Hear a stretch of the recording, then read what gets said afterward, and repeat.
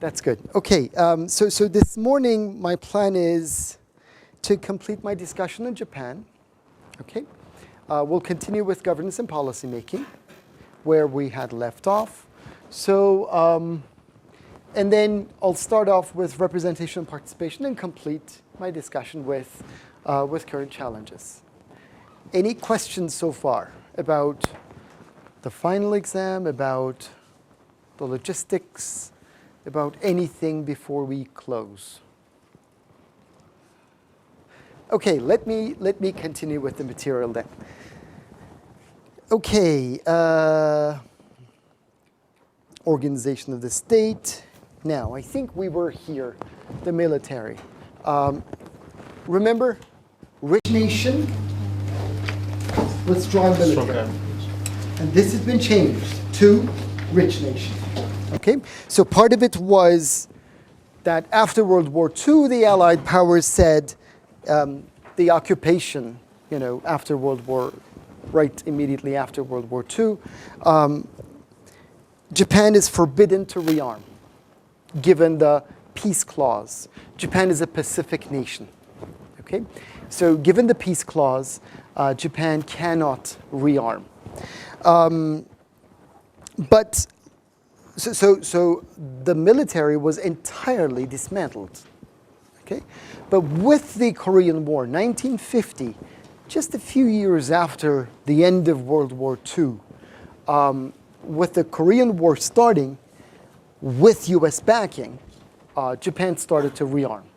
Okay, but this was again, if not the support, but promotion by the U.S. government. And by the end of the decade, the Supreme Court made a landmark decision and said, hey, Japan can defend itself. Yes, we do have the peace clause, but Japan should be able to defend itself as an independent nation. Okay, so Japan started to rearm with the taking into account the Japan should be is a Pacific nation clause into account. It relies. I mean, the country has been relying over the course of post-World War II period. Japan had been relying on U.S. support for keeping security. So it was under the umbrella, under Cold War conditions. It was under the U.S.'s umbrella, security umbrella. Okay, and it had been spending very little on military expenditures.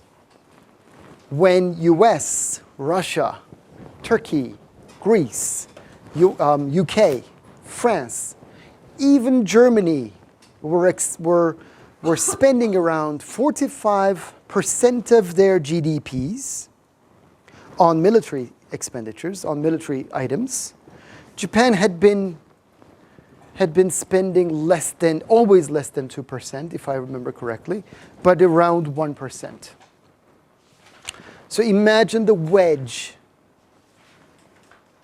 between the 4.5% and the 1%. So 3.5 percentage points goes to where? Where do you think the Japanese invested all those resources? Huh?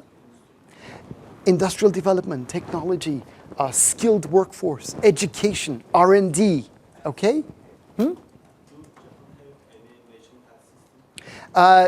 It does have a welfare state, but it's not a comprehensive welfare state as we have in France, for example, or in Germany. Okay, but it does have a nationwide system. So according to CIPRI data,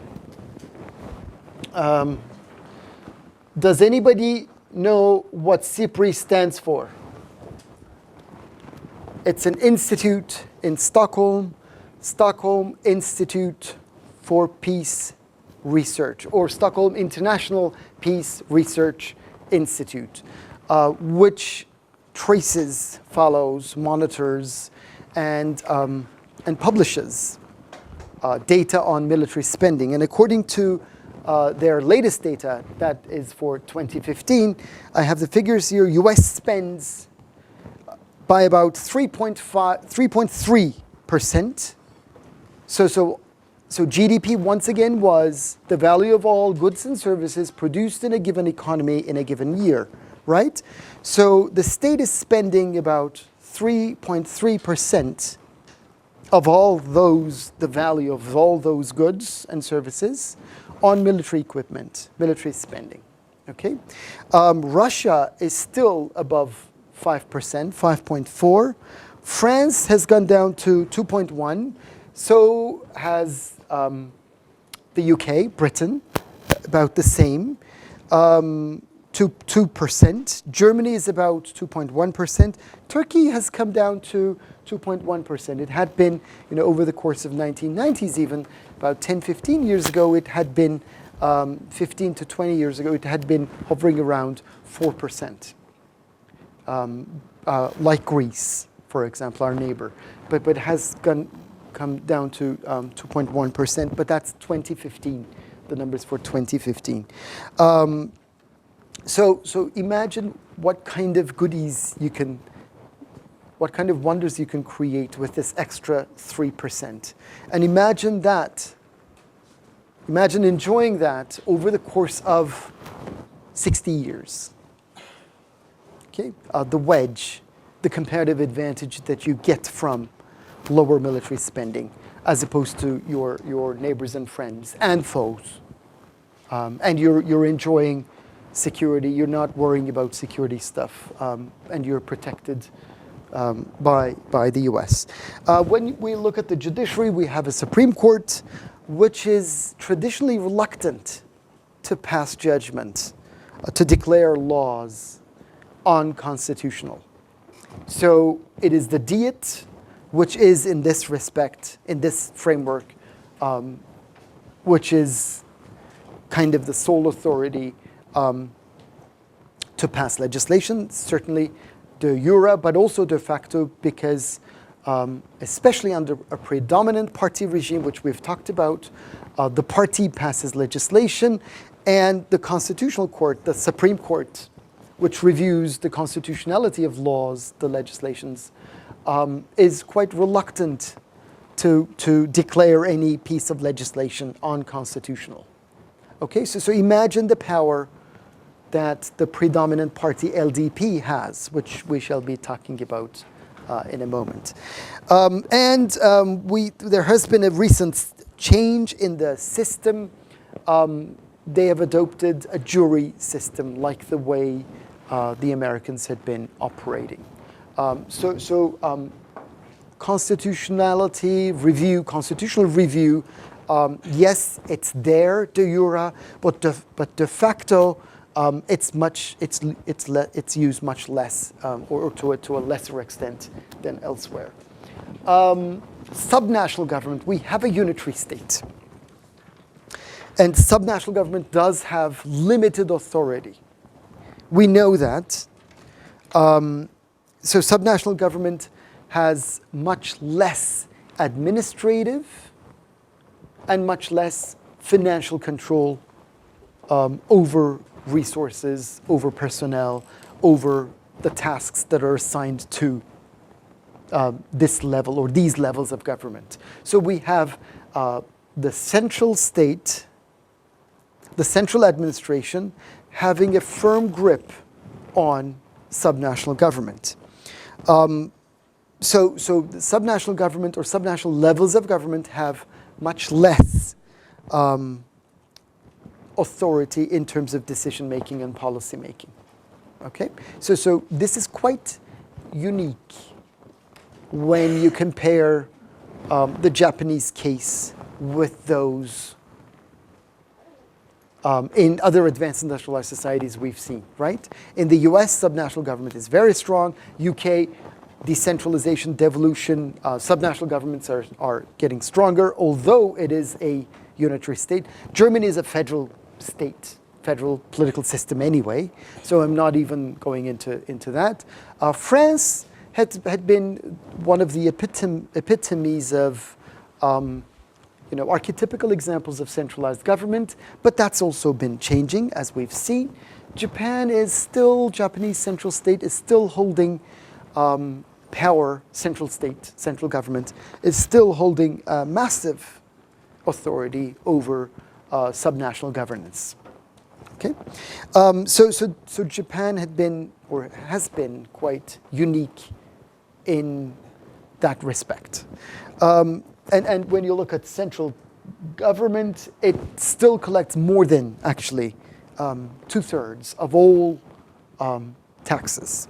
So once again, it's a highly centralized system, highly centralized government with the central government enjoying a huge authority over decision making and policy making. When we look at policy making,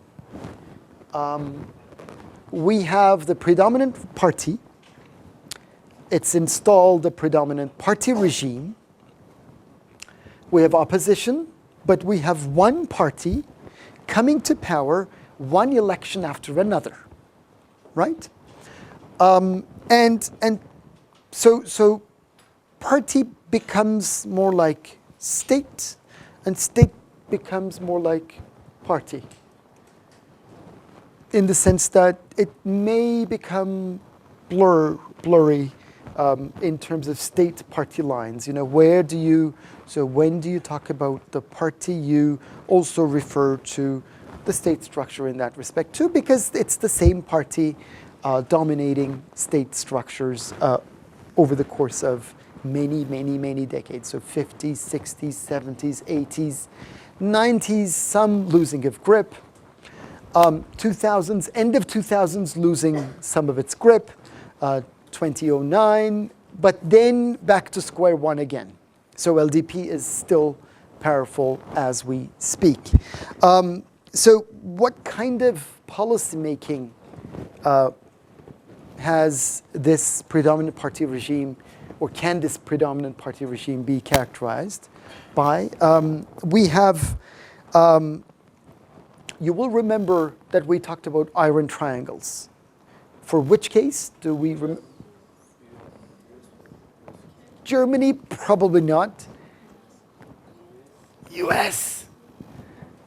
Recently, remember, we talked about the Environmental Agency, Environmental Protection Agency, Congress, members of Congress, and interest groups, or tobacco industry, congressional subcommittees, agricultural subcommittees, and tobacco industry. Okay, right?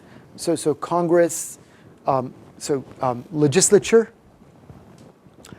bureaucracy, part of the executive, implementing agency, and at the top would be, on the vertex of the, not the vortex, the vertex of the triangle. The third vertex would be represented by pressure groups, interest groups. So we have a similar structure here. We have similar institutionalization, regime-like institution here. We have Zoku. These are clientelistic tribes within the LDP. So these are groups within the predominant party. These are experienced members of the Diet. These are experienced members of the party, LDP, and they are also enjoying high levels of expertise. So they're also experts in their field. What are these fields? Agriculture, transport, construction. So especially those sectors in which the state spends, a lot of spending going on. So, so these members of the Diet with personal connections to interest groups, to pressure groups, who actively lobby them. And it becomes a game of you scratch my back, I'll scratch yours too. Okay? So what we refer to in the US as pork barrel politics. This term was originally developed for representing U.S. Policymaking structure. Legislation benefiting particular groups. So you pass a piece of legislation which is addressing a particular group in a given constituency, in a given district, and there is a politician, a representative in that district. So you channel resources to that district in order to gain some votes or in order to gain support for a policy decision. So there is, in the end, preferential allocation of resources to a given region in return for support, in return for votes, basically, to enjoy political advantage or electoral advantage to a certain politician or a political party. So iron triangles abound. I'm sorry about this. So there are iron triangles, entrenched vested interests, which are composed of, just like in the case of the US, we have, committees in the Diet, so in both houses. We have ministries, bureaucracies, bureaucrats, that is to say civil service, and we have interest group leaders, whose interests converge and who make policy altogether. One specific term that the Japanese have for this is zoku. So you can compare, you can see the comparison to the US case. In both cases, we have pork barrel politics. In both cases, we have clientelistic ties, Gesundheit. In both cases, we have iron triangles, so vested interests. And in both cases, we have reform which is difficult in terms of the processes through which reform takes place. But Japan is a centralized state. US is a federal state, federal government. Separation of powers is much stronger in the US compared to, or in contrast to the Japanese case. And also on top of, those vested interests, we also have a predominant party coming to power one election after another. So reform becomes quite difficult to carry out, to design, but also implement.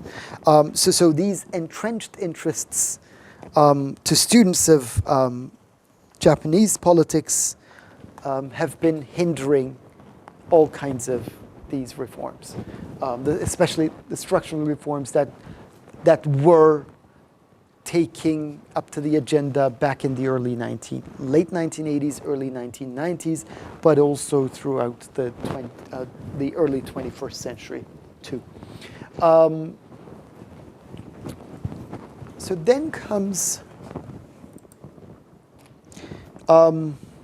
representation and participation.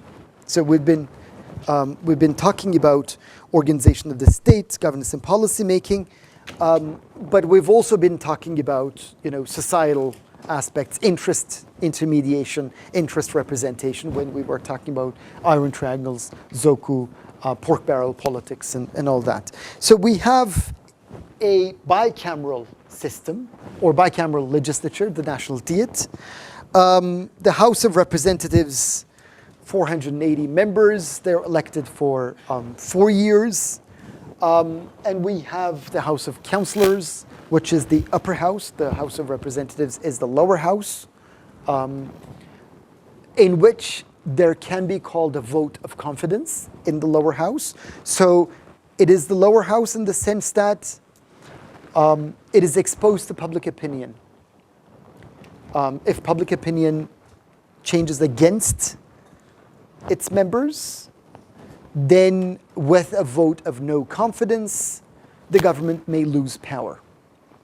Okay, so House of Councillors, Upper House, House of Representatives, Lower House. House of Councillors have 240 something members, 242 members.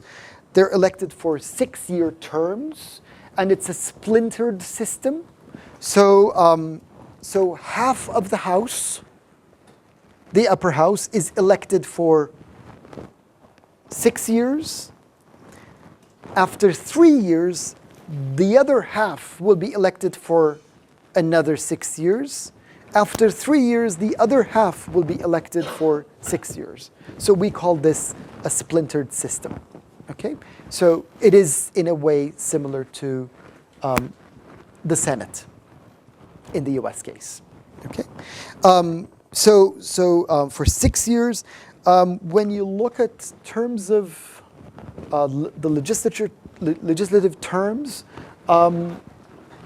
4-year term is almost always 3 years. So there's always early elections or snap elections, because there's some kind of a crisis, some kind of a turmoil, and then the system, there is, the government calls another election. Bills are introduced in the House of Representatives, the cabinet, or the committee, or by a member.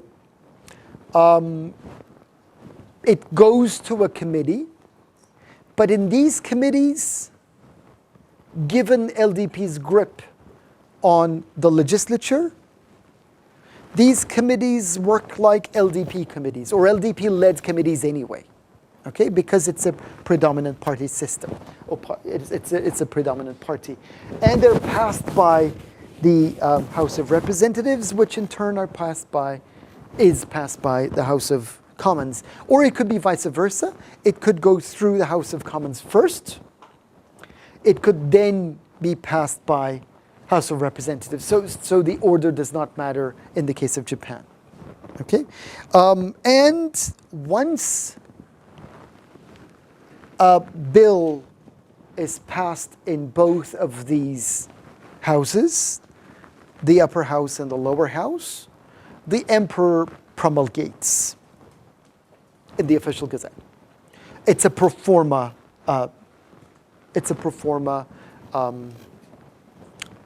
Formality. Okay, so the emperor promulgates, except for the budget. The emperor has no rights in spending decisions, spending and taxing decisions, but especially spending decisions. So as you can see, budget laws have a special standing in the legislative process. So the chief executive will have much less say, or the upper houses will have much less say in decisions regarding budgets, regarding spending, because this has been the archetypical right of the representatives in a given democratic system. And it has been under the monopoly of those representatives. Anyway, there's voting along party lines, which means that we have strong party discipline in the case of Japan. And membership of these houses are in a way hereditary, not de jure, of course. So we don't have anything like that we have in the case of Britain, but de facto, it is members. It is families like dynasties or families whose members are politicians. Okay, so we have political families which have strong ties with the political class, and so it passes from father to son, membership in the Diet. So in that respect, it is de facto hereditary membership in the National Diet. Most business is conducted in committees, so it is the committees which are dominated, which are led by the LDP in the House, in the Houses, like it's in the Diet. So most decisions are taken by LDP-led committees. And it is, Zoku, iron triangles, lobbying will all be carried out towards those committees. So that's where most daily work takes place. That's where the meat of legislation in the bill is drafted. That's where politics of give and take, politics of, quote, quid pro quo politics takes place. Tit for tat, or, like there's higgling and haggling, there's negotiation, not much deliberation, but negotiation taking place in those committees, which are exposed to interest group politics. Let me talk about political parties. We have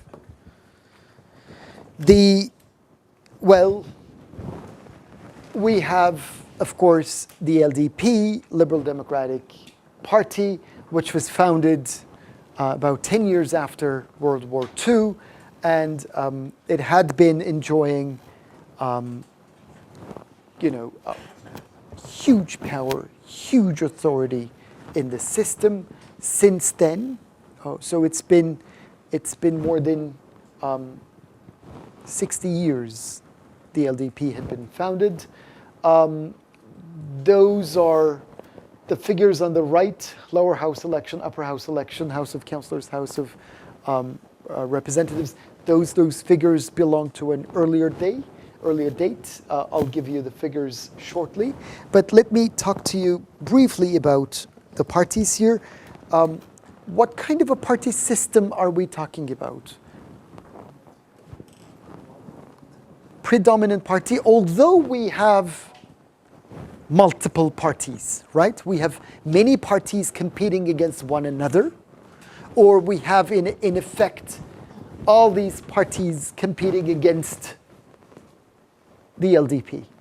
So it has been enjoying a firm grip on power, firm grip on authority, policy making, decision making over the course of almost 60 years, with some intermissions, late 1980s, early 1990s, and late 2000s, 2009, 2010, and till about 2012.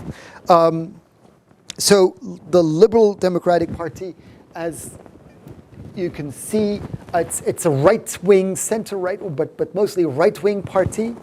We have Democratic Party of Japan, which had been founded in 1998, which had merged only this year, I believe it was in March, with Japan Innovation Party, and they have declared themselves as Democratic Party. Clean Government Party. So these parties would be representing more or less the center, which have been contending for power. And Social Democratic Party and Japanese Communist Party are other parties, which have been, again, older parties in the party system, but which have not been able to gain ascendance to power, given LDP's firm grip on party politics. Liberal Democratic Party represents stability. Sure. What was the name of the party which led World War II? I don't remember. It's a shame, but was it the Liberal Party? Let's look it up. Sure. But what happened was, in about 10 years after World War II, there were different parties, Liberal Party, Democratic Party, and others. They say, okay, we need national unity, we need to consolidate, we need to defragment we need to get unified. So they merged and formed the Liberal Democratic Party, which, there are rival factions within the LDP. There have always remained rival factions within the LDP because of these ongoing mergers. Some of these factions have defected in time throughout the post-World War II period, and the Democratic Party of Japan grew in part from those factions. But before that, rival factions abound. Rival factions are also bound by clientelistic ties.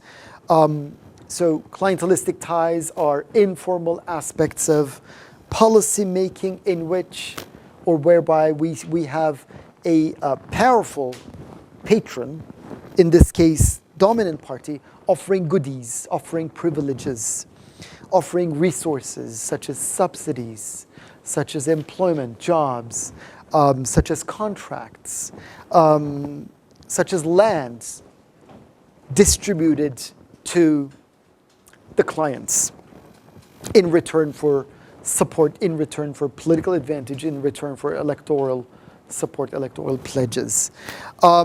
So there is, in effect, preferential treatment of these clients, and there is, variations of all forms of corruption involved. And Japanese politics have always been sensitive to corruption. I think it's waning, that particular character.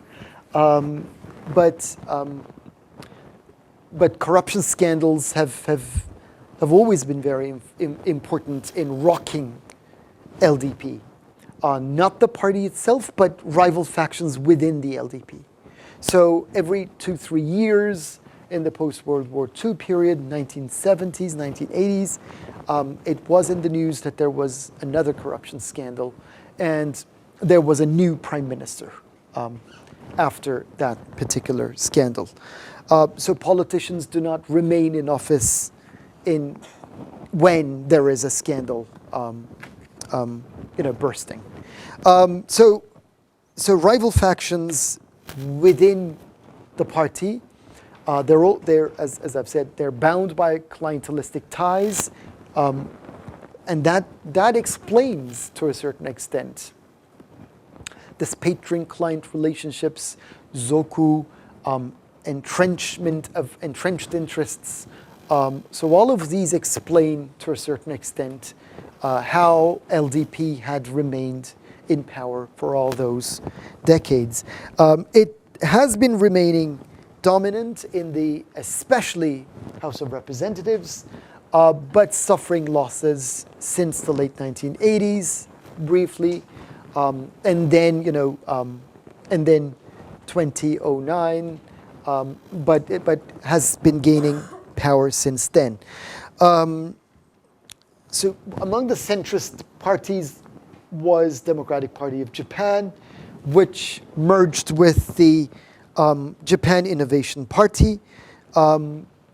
There were smaller parties which made up the DPJ, Democratic Party of Japan, which also relied on a faction that came out of the LDP. So they have been contending for power in the Diet against LDP's firm grip and power. Social Democratic Party formed in 1955. Communist Party was formed in 1945, and there are other parties. Let me show you how the predominant party had been faring since the 1990s, and Democratic Party of Japan, what used to be Democratic Party of Japan, now Democratic Party, had been doing in terms of Diet seats. So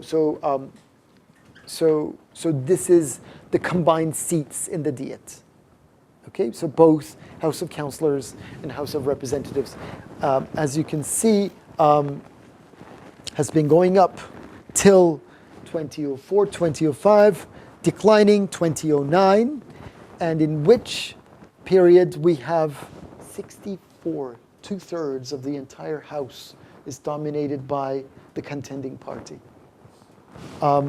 Then sharply declining 2012, then sharply increasing. So as you can see here, last 10 years or so had been quite unstable in terms of the composition of seats in the parliament, in terms of who has power in the parliament.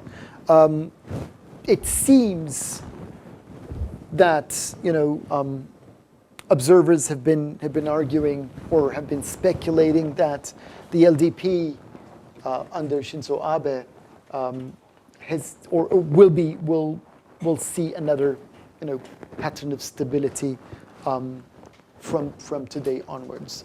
The latest election produced. Let me talk about the latest elections. December 2014, that's about 2 years ago. July 2013 for House of Councillors and House of Representatives. Within the 475-seat parliament, LDP had gained about, basically 300 seats, 294 seats. That's almost 2/3 of the entire seats in the lower house. And DP now, what used to be Democratic Party of Japan, is holding about 100 seats or less than 100 seats.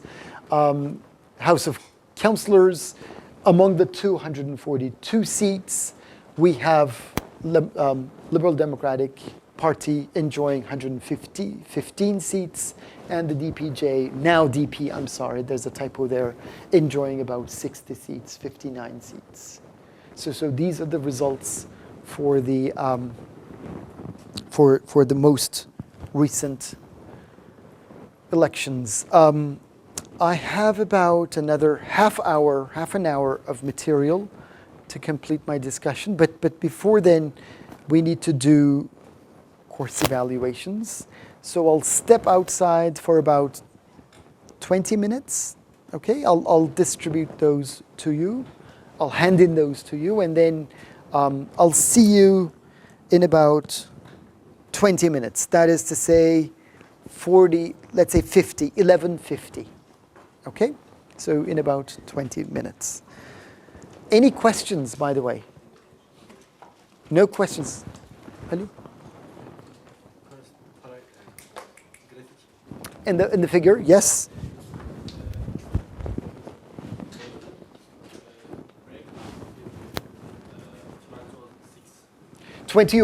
Uh, 2005, 2006, yes. 20 hereabout.